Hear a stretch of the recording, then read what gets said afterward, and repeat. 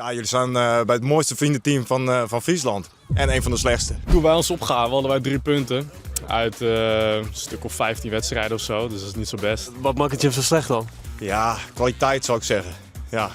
Niet dat iedereen elke week brak op het veld staat, dat is het totaal niet. Ik werd overrompeld door een van de jongens van, wil je onze coach worden? Ja, ik zeg, ja, prima, weet je wel. Ik heb ook mijn eigen 2 kinderen, die spelen, die voetballen ook. Dus ja, dat kan er ook wel bij, weet je. Heb ik nog meer kinderen bij me, weet je wel. Dus ja, dus zodoende heb ik ja gezegd. De sfeer zit er altijd goed in. Als we nou winnen of verliezen, vaker verliezen dan winnen natuurlijk. Hoe kan het nou dat jullie vaker verliezen dan winnen, want volgend jaar?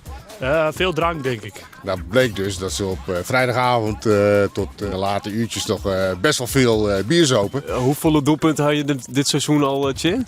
Ja, ik kan me niet echt heugen hoor, maar volgens mij was het 108 ongeveer. Als je een goede keeper bent, je bent bereid elke zaterdag te keepen, dan hebben we weer graag erbij. Want Franeker Dream is echt nog even een sterk keepertje erbij. Dan kunnen we meedoen voor de top, echt wel. Na het seizoen even terugkomen, want dan staat de Franeker logo op mijn been. Want dit is een hechte vriendenteam, dus dat moet voor het leven geschreven staan.